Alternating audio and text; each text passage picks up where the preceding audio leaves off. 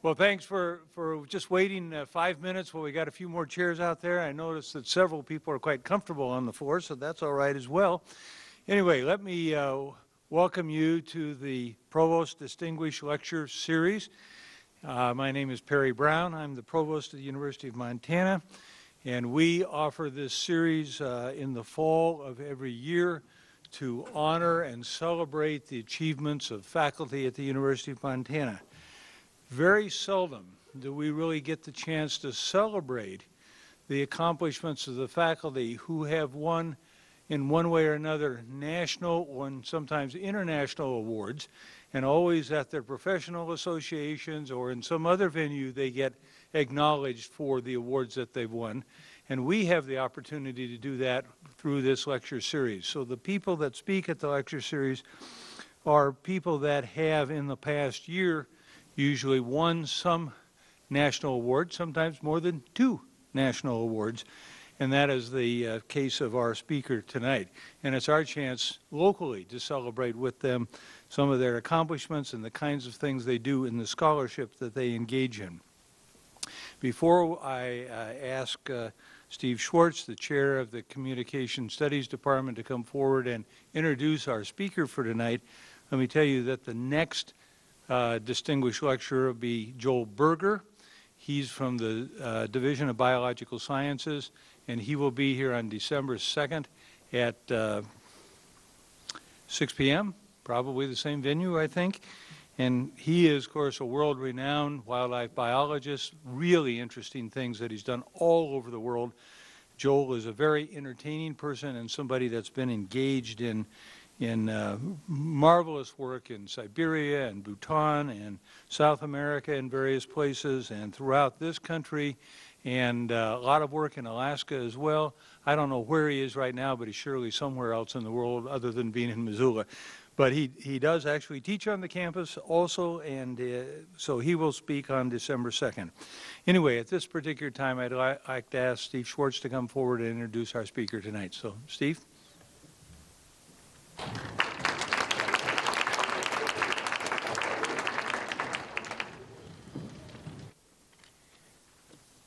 It's my pleasure to introduce my colleague Alan Sillars for the Provost's Distinguished Faculty Lecture tonight. Alan has a remarkable scholarly record that certainly puts him in the category of distinguished. He earned his PhD from the University of Wisconsin in 1980, and he came to Montana in 1986 after holding positions at West Virginia University and Ohio State University. By that time, Alan had already established himself as a prolific scholar of interpersonal communication and marital conflict, publishing articles with such provocative titles as The Sequential and Distributional Structure of Conflict as a Function of Attributions Concerning the Locus of Causality and Stability of Conflicts, and Attribution in Communication. Are people naive scientists or just naive? I'm not sure if we want to know Alan's answers to that question, but perhaps he'll be able to sneak it into his presentation tonight. Since then, Alan has continued to distinguish himself as one of the leading scholars in communication studies. He has published more than 50 articles and book chapters in his career, and they are consistently found in the premier national and international journals and edited volumes, such as the Human Communication Research, Communication Yearbook, and the Cambridge Handbook of Personal Relationships. 11 times in his career, his work was selected for a top papers panel at national and international conferences. He has twice won the Franklin H. Noer Award, which goes to the top research article in the Interpersonal Communication Division of the National Communication Association, one of the largest divisions of our National Scholarly Association. Most recently, he has received Career Achievement Awards from 2 different divisions of our association. The Mark L. Knapp Award for career contributions to the study of interpersonal communication, and the Bernard J. Brommel Award for outstanding scholarship or distinguished service in family communication. These kinds of awards recognize scholars who are not simply prolific, but whose work represents the highest quality of scholarship that has made a significant impact in a particular area of our discipline over an extended period of time. It is altogether fitting, then, for Alan to join this category of distinguished faculty. I would add, too, though, that Alan's service in teaching further distinguishes himself as a faculty member here at UM. He was president of the Faculty Senate, he chaired our department for 10 years, and he has served on more than 20 UM committees. He has taught at all levels of our curriculum, and he takes well-deserved pride in the care and detailed feedback that he gives to student papers and research projects. His master's students are highly sought after by PhD programs, and 2 of his recent students have won top master's thesis awards from our national and international associations. I can also say that he has been a tremendous mentor not only to graduate students and undergraduate students, but also to faculty members, both nationally around the country, as well as myself and others here at UM. In all of these ways, then, Alan is a model of excellence, and we are fortunate to see that model in action tonight. So please welcome me join me in welcoming Professor Alan Sillars.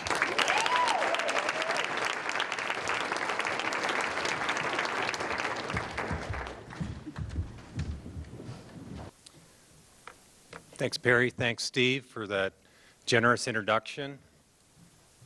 I forgive you, Steve, for the little dig about my titles. It is true, some of my titles are pretty weak. I want to thank everybody for coming out. One of the things that goes through your mind when you give a talk like this, a public presentation, is what if no one shows up? And so I'm relieved and grateful to see so many faces in the audience. Thank you. Coming out on this cold night. Now, if anyone has followed the Provost lecture series, the topics have been really diverse. There have been presentations on wildlife biology and marketing and chemistry and math and dance and poetry and so forth. And so tonight's topic adds to that potpourri. The topic that I have, family conflict, still stands out from the others in certain respects, and particularly because I'm really speaking to an audience full of experts. All right, so I presume that everybody here has some meaningful experience with family conflict, and maybe quite a bit. You have your own theories about what works, what doesn't work, and so that presents 2 kinds of challenges. I need to say something that resonates with your experience and is consistent and believable, and on the other hand, tell you something that you don't already know. Okay, so I'm going to try and do that. Luckily, research, I think, is useful. Family research is useful in bringing some clarity to some of the less obvious, more puzzling aspects of family conflict. And so my strategy, the way I want to approach this lecture, is to talk about a line of research that I've worked on for a number of years, as Steve was alluding to, both about marital conflict, but also parent-adolescent relationships, where my focus has been more on lately. And talk about some of the practical lessons that are suggested by that work, lessons at least that I've gleaned from it. Now, the kind of research predominantly involves what is called structured observation of interactions, which means that people consent to come into a lab, a research lab, couples, families, and talk about disagreements they've had, things they'd like to see changed in the family, that kind of stuff. And so it involves direct observation of conversations. At the same time, we elicit reports, subjective reports from family members about what's going on in the family, what's going on in those disagreements, what went on in the conversation they just had. So this research is both about how families communicate with an observational lens, and also about how they make sense out of that communication. And those 2 things go hand in hand to me. They're 2 sides of a coin. Now, by way of background, I just want to mention some assumptions about conflict that set up the rest of my comments. These aren't my assumptions only. They tend to be assumptions that are widely held in the conflict and dispute resolution literature. The first one's the most obvious. Conflict's common in family life. Okay. Conflict is a function of interdependence, by which we mean that people depend upon one another in achieving goals. The thing that's really distinctive about families is that they're interdependent in so many different ways. They're interdependent in managing money. They're interdependent in raising children. They're interdependent in achieving companionship and comfortable life and on, daily tasks and so forth. So because there's so many different ways in which they're interdependent, they also have greater potential for conflict. So that sets up a familiar irony that people are well familiar with, and that is that for most people, their greatest source of satisfaction is their family, their greatest source of conflict is their family. So if you want to visualize that, all you do is do a simple Google search. Just type in the word family, you get these kinds of images. Right, so you look at the images that are posted of families, and this is the way in which we idealize family. Families are close, they're connected, they're happy, they're extremely proud. Just add the word conflict, you quickly get these images. So the different sides, the ironies, are well recognized. Of course, that's also very well represented as a storyline, TV shows, literature, and so forth. Second assumption I want to make is that conflict is normal, it's inevitable, it's often functional and productive and necessary as well. Conflict is something that inevitably comes around when families go through transitions, and it tends to pick up at major transition points in the family life cycle. First child's born, children become adolescents, couples retire. Those are all times when conflict tends to increase, at least temporarily. Because the old patterns don't work as well, there's a need to change and adjust and so forth. So conflict brings problems to light, it motivates people to work on them, and if handled well, it makes families more adaptable and able to move forward. So the main takeaway point from this, I want to emphasize, conflict generally, and my talk specifically, it's not about distressed families per se. Distressed families who have deeply troubling conflicts are not the only ones who experience conflicts. It's something that most people do quite routinely, and it's not necessarily bad. It's just is, and it's something that families work through. So even families that are very overall quite satisfied with their life, well adjusted, they still have significant conflicts. So my examples that I'm going to draw on in this remainder of this lecture, they're really the typical kinds of conflicts that most people experience, nothing out of the ordinary. Now, the next assumption is important to some of the distinctions I want to make as I go on and talk about the research, and that is conflicts are never just about one thing. They're about multiple things. There are multiple issues in any conflict, and there are multiple levels to those conflicts. So these authors, Bill Wilmot, Joyce Hawker, they're former professors, they're longtime members of the Communication Studies Department. They wrote a popular book about conflict. They distinguished 4 different levels: content, relationship, identity, and process.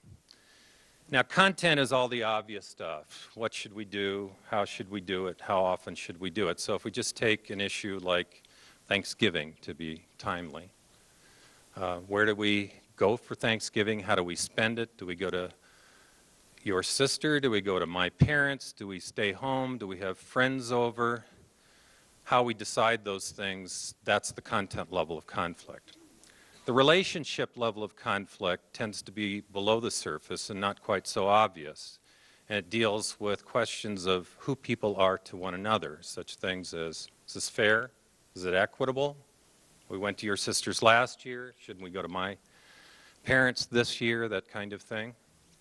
Also, autonomy and togetherness, which means, do we all have to make the same decision? Can we just decide individually? Do we have to go to the same place? Closely related to that is identity, which is how people want to be seen by others. And this is often invoked by the kinds of messages that are exchanged in conflicts, so messages that threaten a person's sense of being respected and supported, that's that level of conflict. And lastly, process conflict. Process is how decisions are made, the communication process. Do we all decide together? Do we negotiate it? Does one person decide? Everyone else has to go along. So you have all those different levels, and you have all those different levels in any kind of conflict. So even contract labor negotiations often turn towards impasse or they turn away based upon issues like respect, face saving, power, not being pushed around, stuff like that.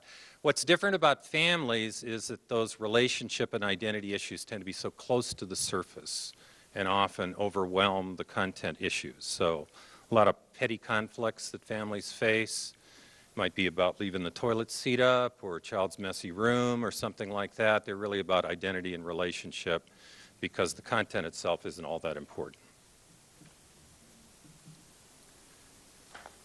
The last assumption I want to make is that conflicts always involve differences in perception, and that's a theme of the research that I'm going to talk about.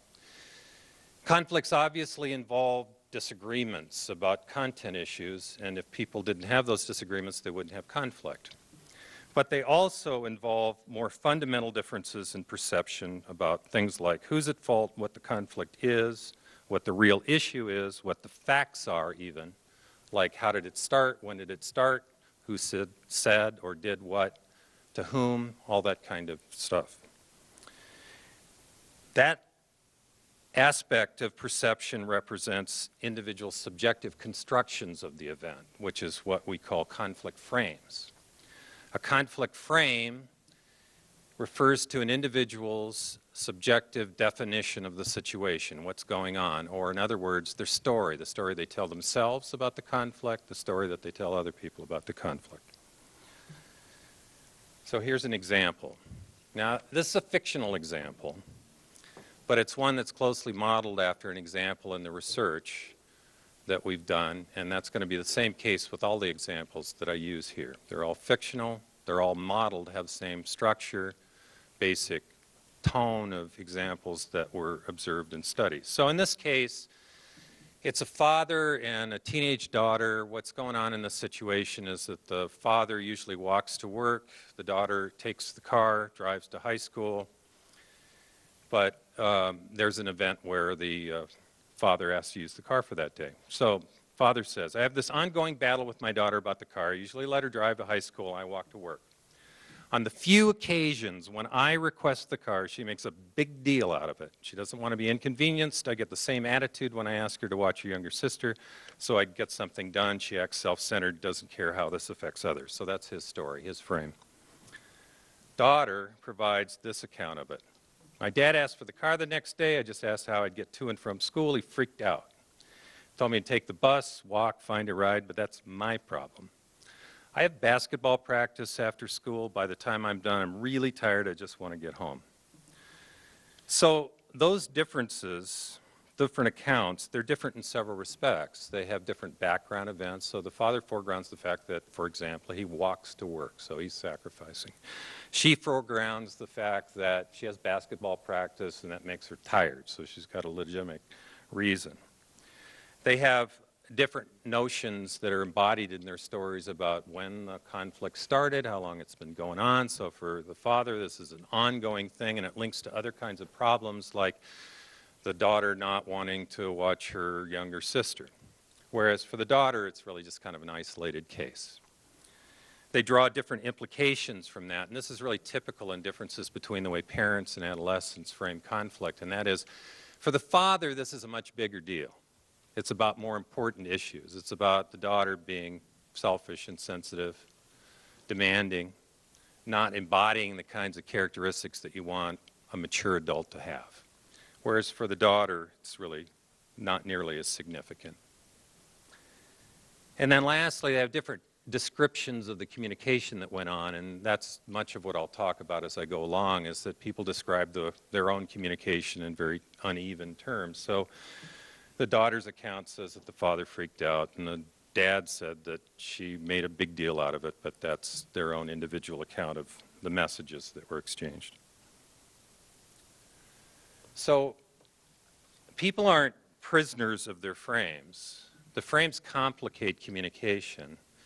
That is, if they have more similar frames, it's easier for the father and the daughter to sit down and talk about how he can use the car, she can still get home. If they think generally similarly about the episode, no big deal. If they have really dissimilar frames, it's hard to talk about it because they get sucked into these digressions about what really went on. Did the father really freak out? Is this really related to the sisters not watching the younger sister, and so forth? So conversations get sidetracked. You're not a prisoner of your frames, on the other hand. Okay, so people can, at least theoretically, step back, distance themselves from it, try to see it the way the other person does. And if two people do that, then they're more likely to come closer together and find common ground. So then it's of relevance to ask, how well do people do that? So there's a body of research, a number of studies, several of which I've worked on, that looked at how well people understand one another in families. And basically what this research does is that you ask people to describe certain beliefs, perceptions, thoughts that are conflict relevant. So it's complaints, perceptions of appropriate behavior, thoughts that people have when they have discussions about issues. Then you ask other people in the family, parents or spouses, to predict what those beliefs, perceptions, thoughts are. And so you see how much do they match up. So what do we expect about this? Okay, well, no one knows you better than your family, right? So we think that we ought to be able to read the other's thoughts like a book with maybe near telepathic accuracy. If you ask spouses in particular, how confident are you in your knowledge of the partner, they tend to express very high confidence. They know what they think, right? And interestingly, though, that confidence really doesn't correlate with their accuracy in describing what the other person thinks. Here's what the research shows. The accuracy that people have in making those inferences about others generally ranges from moderate to minimal. That is about 35% accuracy at the high end and random guessing at the low end. So they're not nearly as accurate as they think they are. So first lesson from the research, what you think they think is often wrong. Okay. Now, the most obvious solution is that you sit down and have a conversation, you say what you're thinking, you disclose, you talk it out. And that should increase accuracy, right, in understanding the other person. This is another kind of non-intuitive finding of this body of research. If you look at several studies that evaluate the extent to which people talk directly about things and their understanding of one another, you mostly find no consistent relationship. So understanding is not strongly related or consistently related to how often families talk about issues, how directly they talk about issues, and whether they confront or avoid conflicts, which is kind of a puzzle and something that I've been a quandary for me. There are different ways of explaining it. And my preferred explanation is that family members don't often make a really concerted effort to understand the other's perspective, especially in conflict situations. They tend to assume that they already know what the other thinks. They fit what they say to what they already think the person thinks, and they focus less on what the other person is experiencing and more on their own wants, frustrations, and arguments when they talk about conflicts. So, next lesson, talking out doesn't ensure understanding. Now, there's one particular study I've worked on that convinces me of this argument. It's a study that went on some time ago. It was first published in 2000. It's a study that I worked on with two colleagues who are clinical psychologists, Linda Roberts, Ken Leonard. It was initiated by Ken Leonard at the University of Buffalo. It took place in his lab. It was a pretty big and complex study. I worked on one part of it in particular, and that is what I'll call online thoughts that couples have in these problem-solving conversations where they discuss disagreements. Online thoughts means thoughts people have while they're talking. Okay, so the way in which this was evaluated in the study is couples came into a lab. One of the things that they did is they had a conversation about their greatest area of disagreement. After they had the conversation, then they then went into separate rooms and they saw a videotape of the discussion. And the videotape, individually they're doing this, right? Videotape had the full audio, but it had just the partner's face, so it's simulating the perspective you have when you're talking to somebody. Then every 20 seconds, the videotape stopped, and people were coached to just think aloud, what were you thinking, feeling at that point in the conversation? Okay, so this study provides a kind of window descriptively into what do people think about, what are the characteristics of those thoughts, what are the differences between the way one person's thinking about the conversation and another person's thinking about the conversation.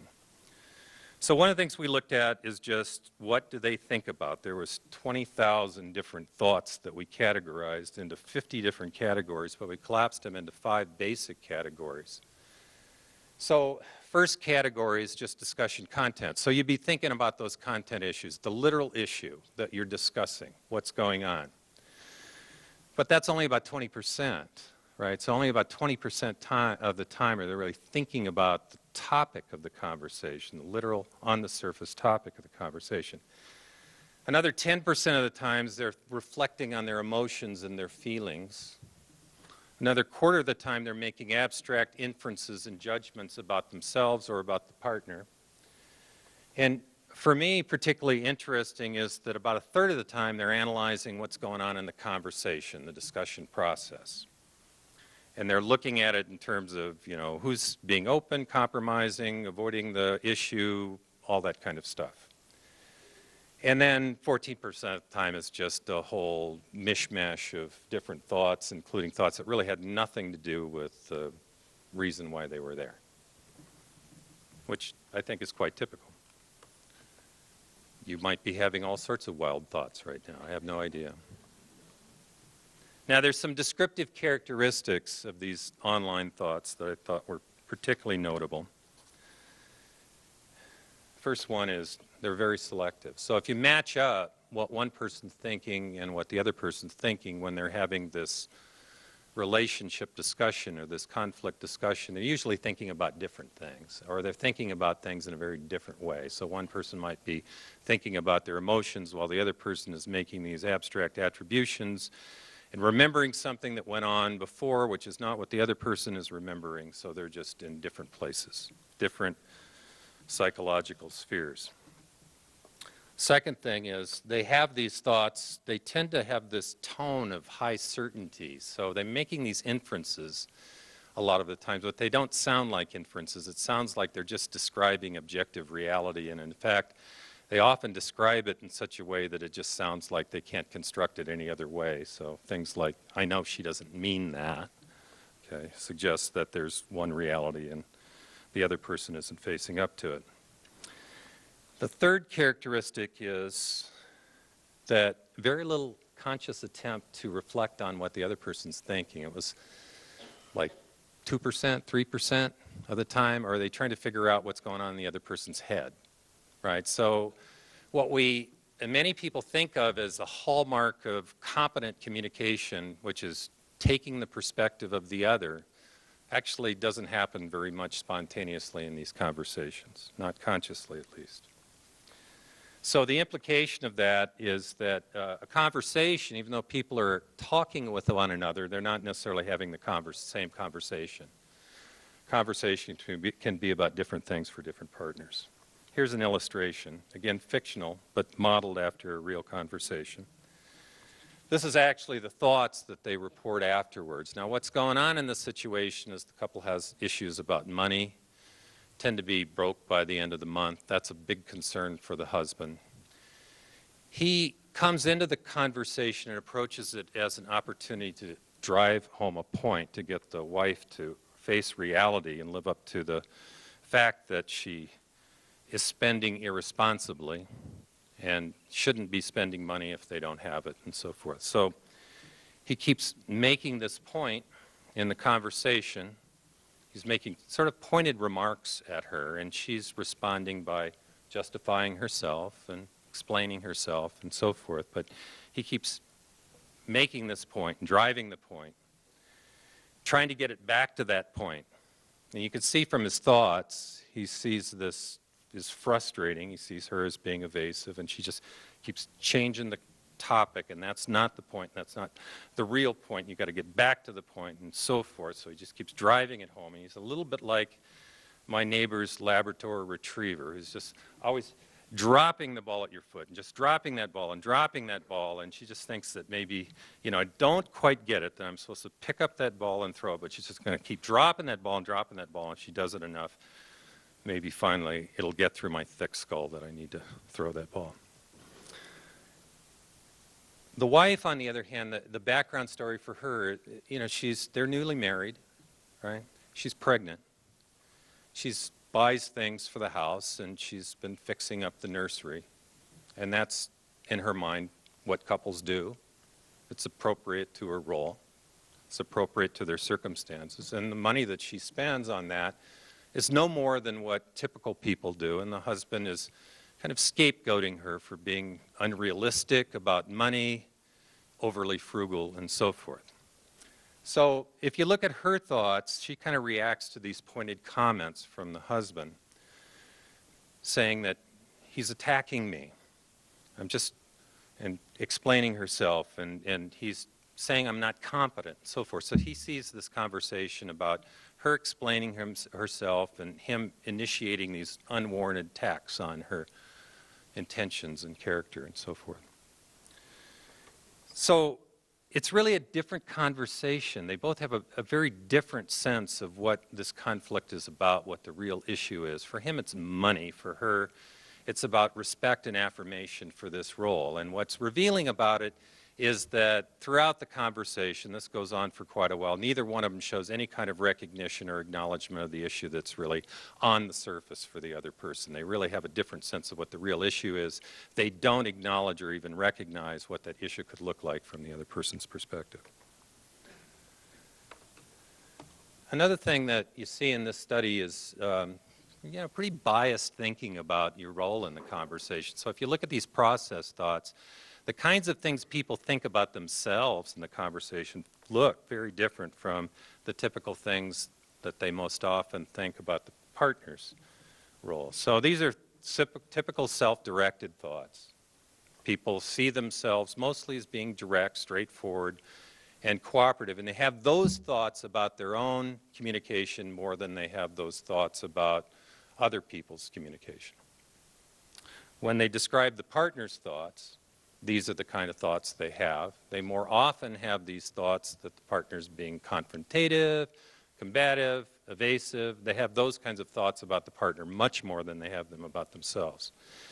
Now, one of the things that went on in this study is we also analyzed the conversations to see objectively how would an observer say people are being competitive, open, combative, evasive. And perhaps not surprisingly, there's very little correlation between those outsider perceptions of what's going on in the conversation, what people on the inside perceive is going on. So another lesson from this research is perceptions of conflict communication mostly lack objectivity.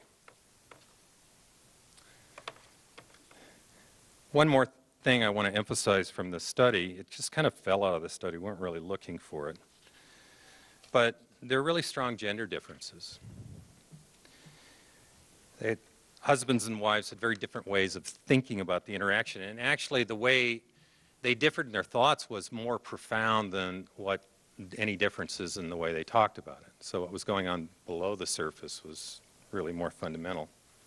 The lesson is that husbands and wives, men and women, can experience conflict very differently. Same conversation can mean different things. So, for example, we looked at, well, who are you thinking about? So the thought directed itself to the other. Men mostly thought about themselves, women mostly thought about the other, which means that both men and women were mostly thinking about the husband. Okay? Women engaged in somewhat more perspective taking, not a lot, but a little bit more. So they had more instances where they tried to figure out what the partner was thinking. Women had more angry thoughts, right? Maybe because of the things that just came before, but also that's consistent with other literature and some people who suggest that women tend to be more negatively affected by marital conflict than men. And then lastly, and this is the one that I think is, to me, the most provocative, and that is the types of thoughts they had were different. Men more often thought about the discussion content than women did. They were more often on a kind of literal level thinking about what was being said and discussed and negotiated. And women more often thought about discussion process and emotions. So they're processing the interaction in a different way. This is something I call content relationship confusion. It's a kind of confusing situation where one person's just sort of on the topic and the other person's analyzing how they're talking about it. So here's an example. This is a conflict about togetherness and responsiveness. So the husband has a demanding work schedule. He's not home that much, plus he plays rugby. He's away a couple of days a week at his rugby practice, and then he's away on weekends sometimes for rugby games, and then when he is home, he's kind of tired and wants to kind of just be quiet.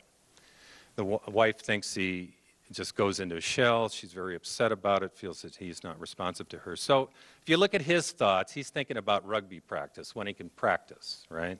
He's thinking about how tired he is when he gets home from work, etc. What she's thinking about is, he's not listening to me, he's not paying attention to me, he's not going to give me an answer, I'm aggravated, I'm hurt, I'm kind of frustrated. So she's analyzing the process of the interaction and her emotions about it, and she's giving all sorts of poignant meaning to his messages that he has no clue of. So it's a somewhat confusing situation when people process communication on different levels, those different levels of meaning. I want to shift directions for a minute. Well, for the rest of my talk, actually. But talk a little bit about parent-adolescent conflicts, which is something I've worked on more recently. Now, parent-adolescent relationships, a lot of stuff that goes on in conflict in parent-adolescent relationships parallels what goes on in couple conflict, but some things are distinctive and unique. Developmental psychologists teach us that this is a big transition point where old routines don't work so well anymore, and there needs to be some recalibration, renegotiation of the relationship. One of the things that developmental psychologists highlight is that this is the time when children first have the capacity for adult-like thought. And as part of a consequence of that, it's a very important period for identity development. And part of identity development means developing a sense of self which is separate from your parents and family. And so as a consequence of that, there's a lot of push towards autonomy, greater autonomy, redefining those relationships. So children may challenge rules, they might question parents' wisdom, they guard their privacy more, they seek greater freedom in making their own decisions and so forth, and parents may push back on that with varying degrees. Now, another thing that's going on there is children increasingly regulate parental access to information. So they manage the topics they're willing to talk about with parents, they avoid some topics, they withdraw, sometimes they lie, right? They guard their privacy. And so parents may have less information and children may suddenly seem less predictable to them. At the same time, the parents have all these new fears. They worry about things they didn't worry about when the child was in elementary school. So they worry about drinking, drugs, relationships, kinds of friends that they're making, their academic progress, they're going to get into college, all that kind of stuff. And so you have a kind of tension between children pulling back and regulating access to information, which heightens parents' fears about, well, what's really going on. Now, there's also, one of the consequences of that is increased conflict. So most families experience an uptick in conflict at the onset of adolescence between 10 and 12, roughly.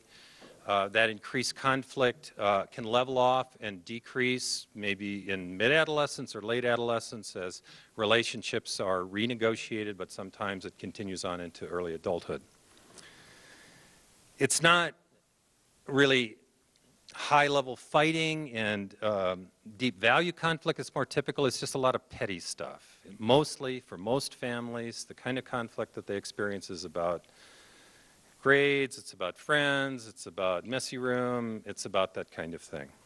And most families remain close throughout adolescence, close and cohesive, even though they can be deeply troubled by certain conflicts. And interestingly, it's mostly the parents, according to some authors, that feel deeply troubled by those conflicts, more so than the children.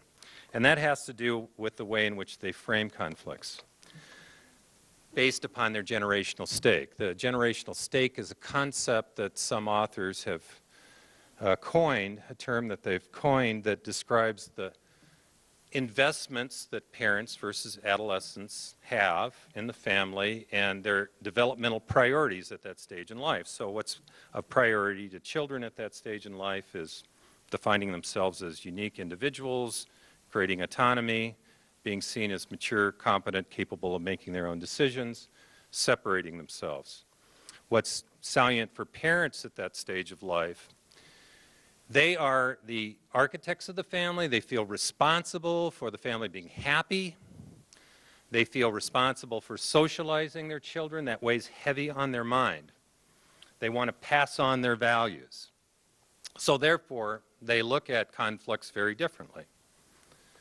A couple of things that are observed is that across a wide number of studies, parents tend to provide a rosy picture of family interactions. That if you compare how they rate family with the way in which adolescents rate family, parents say that the family's more open, it's more positive, it's less problematic, it's more loving, whatever, you name it.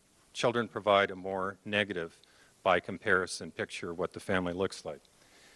Because parents feel responsible for creating that family.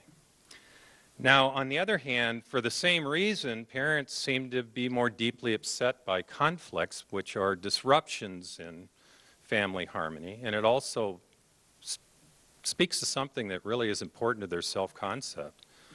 They put a big investment in putting this family together and creating a comfortable family life, and conflicts, therefore, are really troubling to them.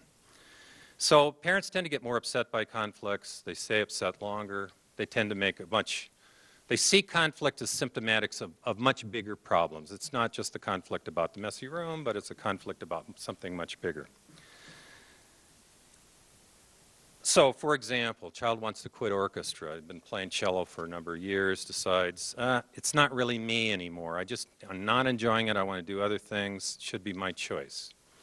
No big deal. It's just seen as an aspect of individual choice from the adolescent's perspective. From the parent's perspective, the parent is thinking about all that time and effort I put into, and money that I put into those the cello lessons and getting them there on time and so forth. And they're also thinking, what is this symptomatic of? So they connect it to other things. They connect it to the child not being able to follow through with commitments or not having a good work ethic, or what else is this going to lead to? So they escalate it. It becomes more important. It's not just about orchestra, it's about bigger lessons, right? So that's a kind of theme that runs through some of the studies on parent-adolescent communication that I've worked on. I want to talk about two of them. The first one is a study, Misattributions in Parent-Adolescent Communication, how parents read things into adolescents' messages and adolescents read things into parental messages that maybe aren't there from the other person's perspective. So this was a study in which middle school age adolescent kids, two parents, one child came into a research laboratory. They had a discussion about things that each would like to change in the family. And after they had this conversation, they went into separate rooms, like in the other study. They watched a videotape of the discussion. It pauses every 30 seconds, and then there's an interviewer in the room with them who asks them, what were you thinking? What do you think the other person's thinking. So each one's trying to infer, well, what's going on in the other person's mind? This is what psychologist Billikis calls empathic accuracy. It's a kind of mind-reading accuracy. Now, we both looked at overall empathic accuracy. It's not very high. Parents are a little better at it than kids, but they only read kids' thoughts with about 20% accuracy, kids that are about 10%, right? I think parents try harder. They're more invested. They try harder. But they also read too much into these messages, and that's parents particularly tended to read too much into the messages. So how parents interpret child communication. First of all, more content relationship confusion, just as in the couples interactions, the parents tend to be more focused on the process, think about what's going on in the interaction. They tend to think kids are doing the same thing. Kids tend to be just kind of on a literal level thinking about what the topic is, homework or cleaning or something, chores. And this was kind of interesting, and that is in various ways parents make overly negative attributions for children's thoughts and meanings. I think it's an extension of these petty conflicts that occur. Parents expect resistance. They anticipate it, and they overgeneralize from those conflicts, so they find it even when it's not there. The lesson is parents often read too much into adolescents' messages. So here's an example. Son's thinking, well, this is good. We're talking about this. We don't really get much time to talk.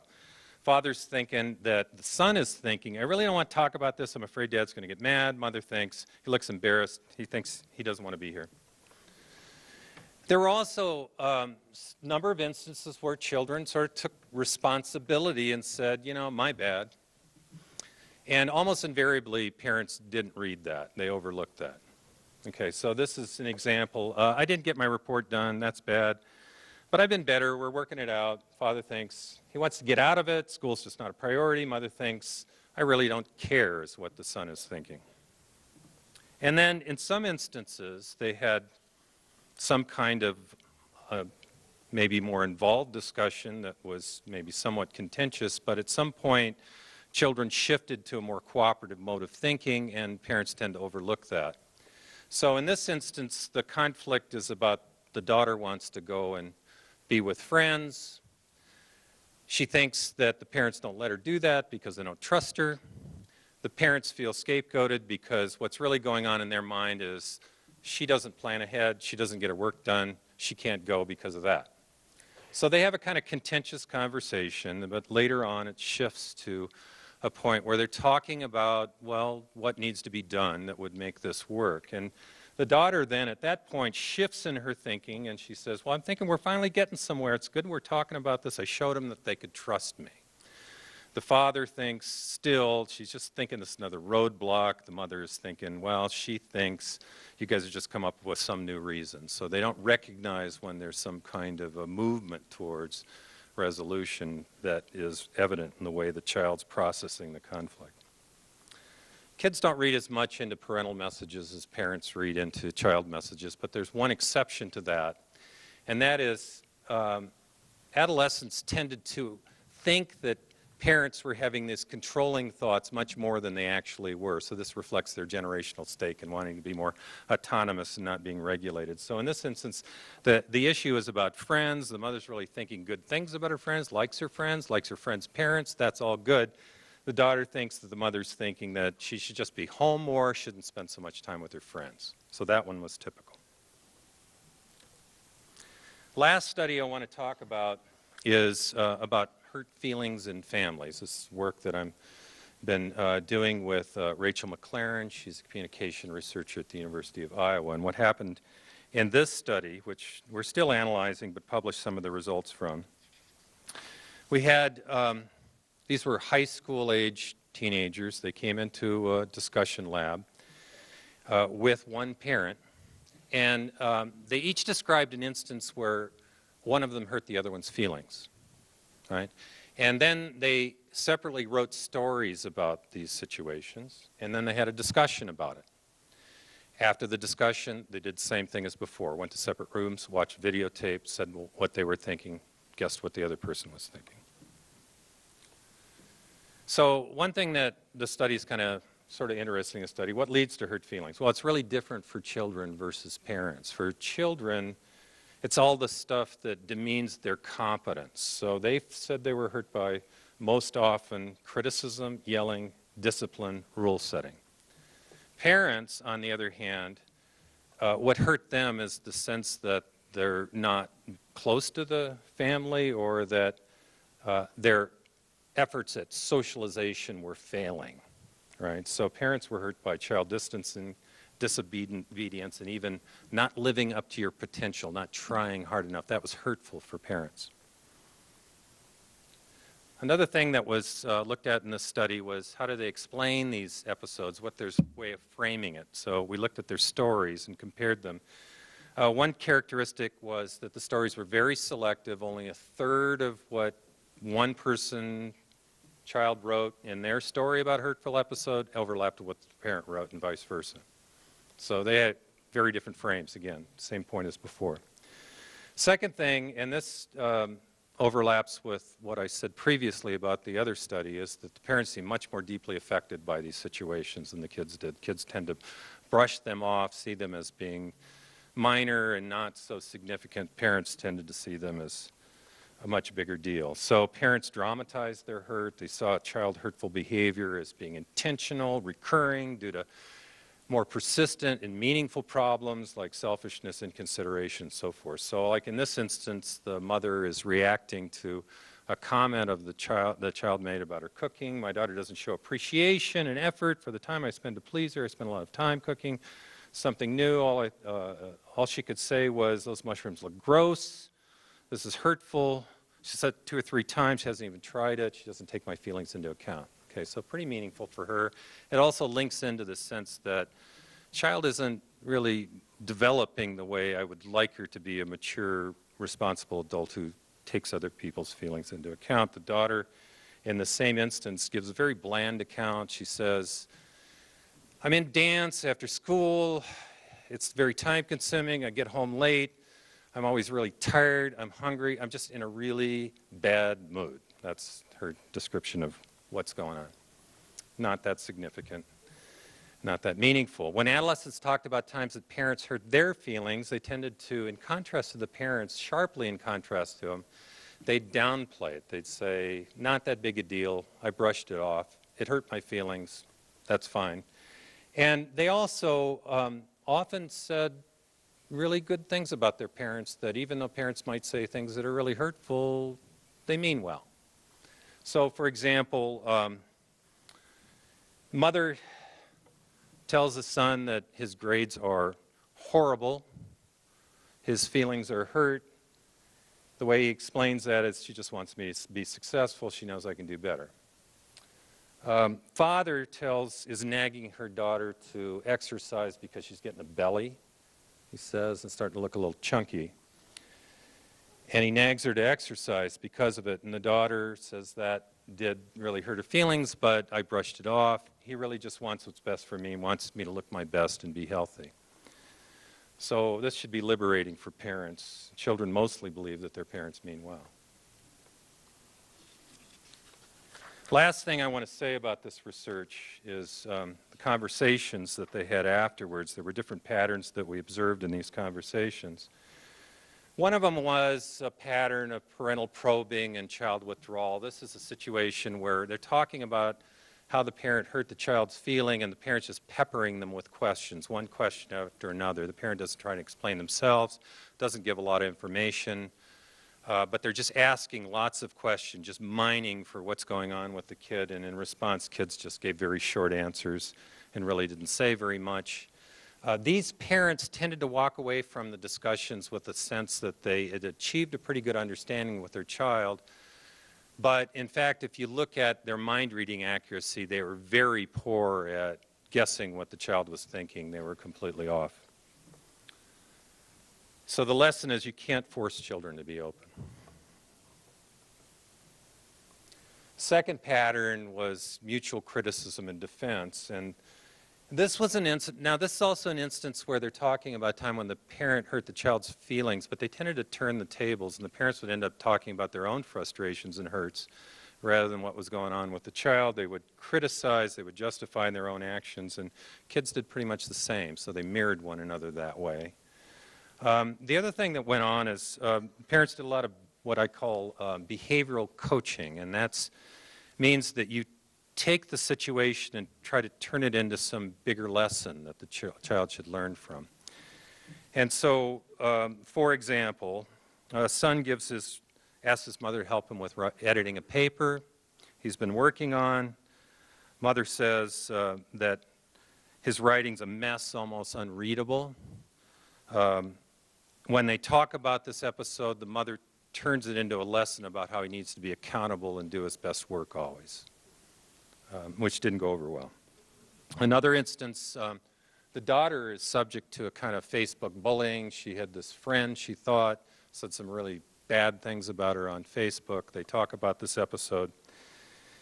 And the father turns it into a lesson about how the daughter needs to judge people by their true character, not be so taken by superficialities like how popular a person is and so forth. And that didn't go over well either. Both parents and children in these interactions felt misunderstood. They didn't feel that the interaction went well, and the lesson is that not every situation is a teaching moment. And then the last pattern was one characterized more by other-centered listening and mutual engagement. The kid was involved, the parent was involved, but when the child talked about her own hurt feelings, the parents listened, they let them talk, they'd validate.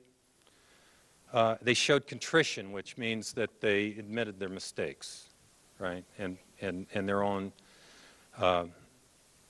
frailties. So they said things like this: that was awful, I shouldn't have said that.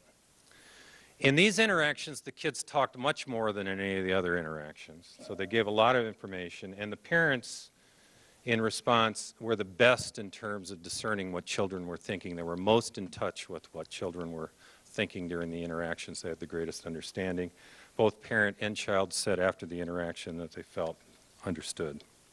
So the lesson is, take time to listen, admit your mistakes. I think admitting your mistakes, I believe, is a really important principle of parenting. Don't be infallible. Final implications, by way of conclusion, I just want to mention a couple of general points. Understanding others is difficult, complex work. It's effortful to suspend your own perspective, step back from it, reflect on what other people are thinking, describe that in realistic terms, but it's really the key step in moving away from non-productive, repetitive patterns. It's the most effective thing that people can do. Secondly, constructive conflict requires balanced attention to the process and content of communication. So you have these different situations, parents and children, husbands and wives, where they're more tuned into content versus process. People need to be somewhat in tune with what's happening in the interaction so that they can judge how the partner is responding and react to problems that might be occurring. But at the same time, when they obsess on it, when they become too focused on it, they attribute too much meaning to the other person's remarks in a way that escalates conflict. So you need balance. And then with respect to parenting, I think an important principle of parenting is balanced attention to short and long-term outcomes. So in some of these parent-child relationships, what's going on is that parents are so concerned with their role as socializing agent and what's happening with the child and how the child's turning out and how little problems are symptomatic of bigger problems, that they're not in the moment. They're not in touch with what the child is expressing at that time. And as a consequence, it backfires. Being in the moment, responding to what children are expressing at a particular point is effective, particularly in building a good relationship with a child. And I want to suggest that's usually the most influential and best tool that parents have in the long run as well as in the short run. That concludes my remarks. Thank you for listening.